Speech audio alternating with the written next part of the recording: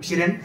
Je, super, takže začali jsme nám připravovat návody. Dneska si uděláme irskou kávu, jo? Irská káva je oblíbený horký drink, který je trošku opepřený whisky. Používáme irskou whisky, máme tady v tuto chvíli Bushmills Black, standardně používáme na Exilu a jinde taky budeme používat nějakou klasickou, obyčejnější whisky. Tahle je trošku zbytečně drahá, do toho budeme používat Bushmills Original. Nicméně jde o to, že tam patří do toho irská whisky. Tady si to připravíme do takovéhle hezké skleničky od Abuela, která je na rohu, vypadá to v tom moc pěkně, jinak v Exilu máme skleničky. Používáme skleničky od Illy v ten výšek, menší 150 ml. Co si připravíme je whisky s cukrem. Tohle drinku je důležitý propojit sladkost, pikantnost whisky, kávu a studenou smetanu, kterou si pak našleháme.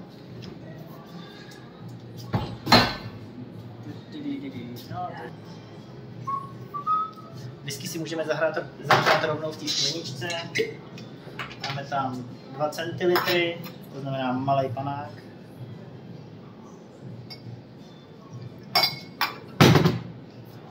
Máme tady cukrový sirup, aby jsme ho nemuseli rozpouštět, máme ho předpřipravený. Bude tam 1 centilitr cukru.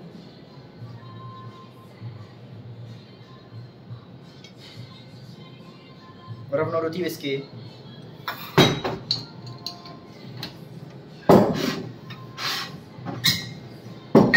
Zahřejeme na trysce na takových 80-90 stupňů, aby se nám neodpařil všechen alkohol, ale musí být teplý, když tam do toho pak naléme.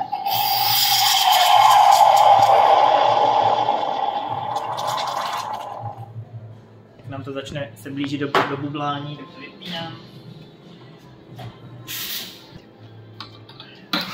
Vaříme si espresso do konvičky. Potřebujeme mít na tenhle ten drink mít lungo. My si ho uděláme rovnou v té konvičce, aby jsme to měli odměřený. Oficiálně, když původní recept se používal filtrovaná káva, batch brew, ale to naše batch brew je trošičku ovocnější, kyselější a v této kávě to prostě úplně nefunguje, takže tam dáváme espresso, který je víc intenzivní a lepší chuť. Mám hotový espresso. Přidám vodu, abych z toho měl lungu. Takže to dotáhnu, abych měl konvičku téměř plnou. Nalaju na whisky a pak na barovém mixéru vyšleháme smetanu. Já použiju menší konvičku.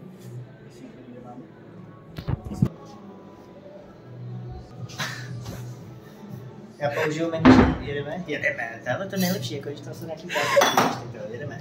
Použijeme menší konvičku, aby se nám to líp šlo, tady v tom velkém se pak těžko dostáváme na dno.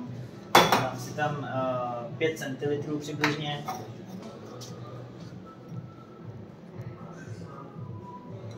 Tak centimetr té smetany do té konvičky, do této menší. Barový mixér.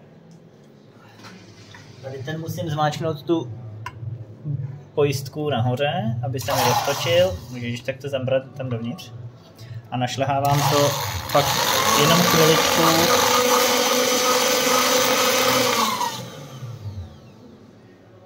Aby jsem se dostal do takové husté konzistence, ale nesmí mi ta smetana stuhnout úplně do tuhýho stavu, protože pak už by to byla šlehačka. My potřebujeme mít jenom zahuštěnou smetanu, aby nám držela, díky tomu, že se ovzdušní, nám bude držet na hladině toho našeho skvělého drinku. Vemu si lžičku a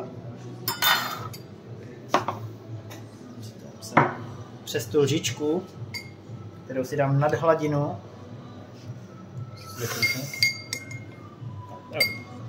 přes tu lžičku tam pouštím pozvolna tu smetanu.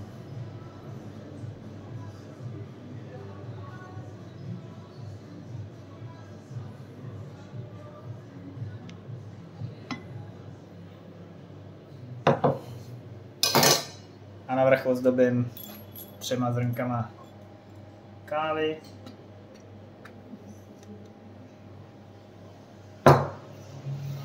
Voilà. Irská káva.